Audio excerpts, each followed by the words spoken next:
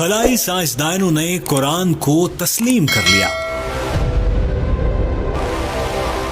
فرشتوں کی آوازیں ریکارڈ آپ بھی سنیں.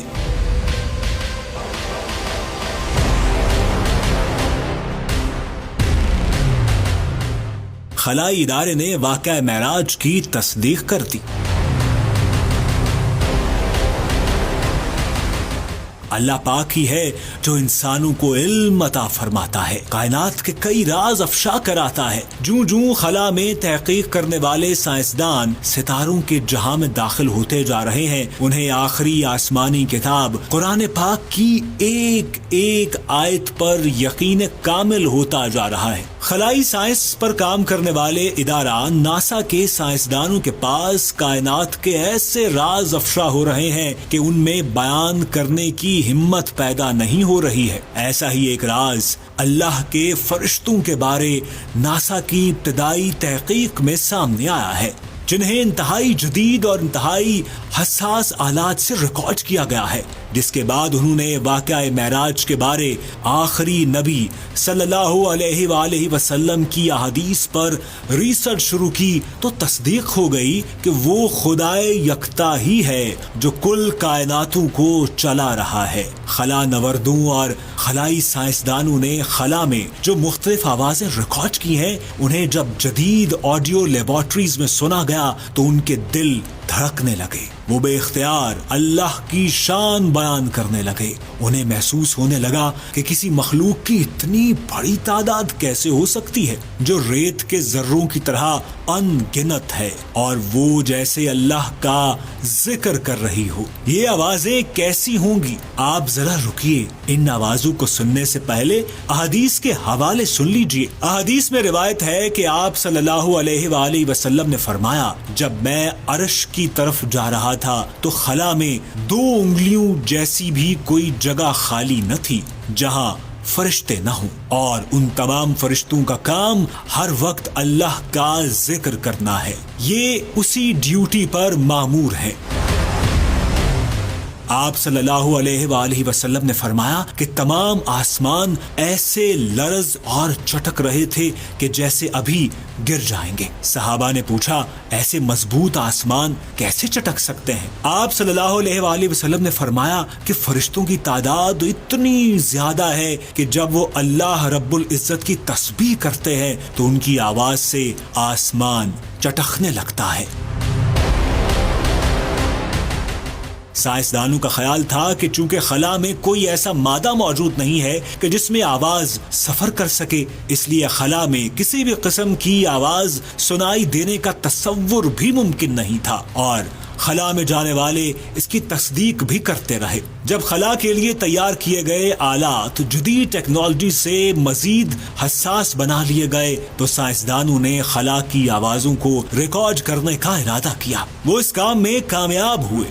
لیبارٹریز میں ان کو سنا گیا. کچھ سائنسدان چونک گئے جب انہیں محسوس ہوا کہ یہ آوازیں ایسی ہیں جیسے اربوں کھربوں لوگ ایک ساتھ ذکر کر رہے ہوں. اس کی تصدیق کے لیے بھی انہوں نے قرآن اور حدیث سے حوالے تلاش کیے تو انہیں مل گئے، اور پھر انہیں احساس ہوا کہ ممکن ہے یہ فرشتوں کی آوازیں ہوں، کیونکہ خلا میں ہوا تو موجود نہیں ہے جس کی آواز ان حساس آلات میں ریکارڈ ہو سکے. وہ آواز کس کی تھی؟ ذرا آپ بھی سنیں.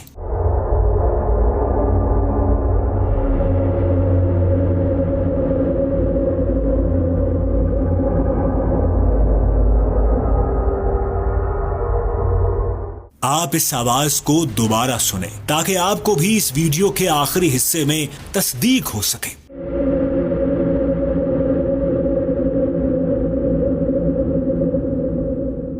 اس آواز کے بعد سائنسدانوں نے ایک بار پھر اسلام اور مذہبی کتابوں پر ریسرچ کی تو انہیں معلوم ہوا کہ قرآن پاک اور احادیث میں ذکر ہے کہ ہر مخلوق اللہ کی حمد و ثنا میں مصروف رہتی ہے. احادیث سے معلوم ہوا کہ لاتعداد فرشتے ایسے ہیں جن کی صرف ڈیوٹی یہ ہے کہ ہر وقت اپنے رب کی حمد کریں گے. اب سوال یہ پیدا ہوتا ہے کہ یہ آواز زمین تک کیوں نہیں پہنچتی؟ تو اس کا جواب ہے کہ اللہ پاک نے کوئی ایسا نظام پیدا پیدا نہیں کیا جو آواز خلا کی حدود سے باہر نکل کر زمین تک آ سکے، ورنہ سورج کی آواز اتنی خوفناک ہے کہ اگر وہ اپنی حدود سے باہر آ جائے تو تمام جاندار خوف سے مر جائیں۔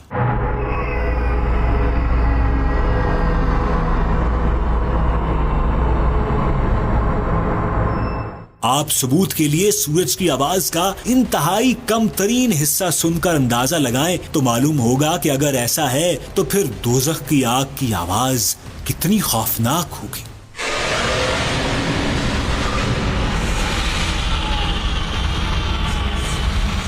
جوں جوں سائنس ترقی کر رہی ہے، دنیا کا اسلام پر یقین بڑھتا جا رہا ہے۔ زمین، سمندر اور خلا کے بارے جو تحقیقات اب سامنے آ رہی ہیں، سائنسدان حیران ہیں۔ قرآن پاک اور آخری نبی صلی اللہ علیہ وآلہ وسلم نے 1400 سال پہلے ان حقائق سے پردہ اٹھا رکھا ہے۔ ناسا سے وابستہ سائنسدان یہاں رکے نہیں، انہوں نے ریسرچ کو مزید تیز کیا۔ ایک سائنسدان نے جب ان آوازوں کی فریکوینسی کو الگ الگ کر کے سنا تو حیران رہ گیا کہ یہ کسی مخلوق کی آواز ہے۔ انہوں نے ان آوازوں کو بار بار سنا اور ان کا ایمان اس بات پر پختہ ہوتا گیا۔ سائنسدانوں کا کہنا ہے کہ وہ تو سائنس کے اس مرحلے تک پہنچ چکے ہیں جب وہ خلا میں موجود لاکھوں کروڑوں سال پہلے انسانوں کی آوازوں کو ریکارڈ کرنے میں کامیاب ہو جائیں گے تو خلاؤں میں موجود لائیو آوازیں ریکارڈ کرنا زیادہ مشکل نہیں رہا۔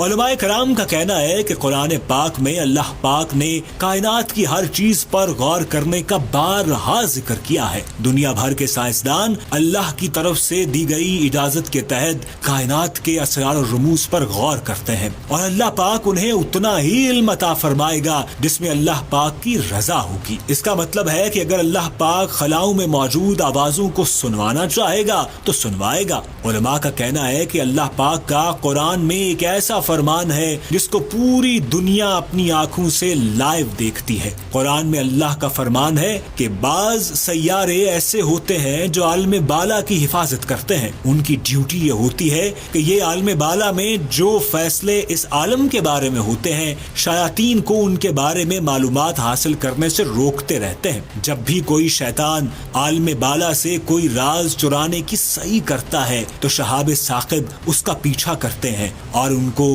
مار کر ہانک دیتے ہیں۔ اور سائنسدان زمین کی طرف لپکنے والے ایسے سیاروں کا مشاہدہ کرتے ہیں اور ان کی تصدیق کرتے ہیں۔ اس لیے قرآن کی ہر آیت جدید سائنس سے ثابت ہوتی جا رہی ہے، لیکن انسانوں، شیاطین اور جنات کی پہنچ زمین سے خلا تک ہے اور آسمان ان کی حد ہے۔ بے شک وہی ذات خدائے یکتا کی ہے جس کے قبضہ میں کل کائناتوں کا کنٹرول ہے۔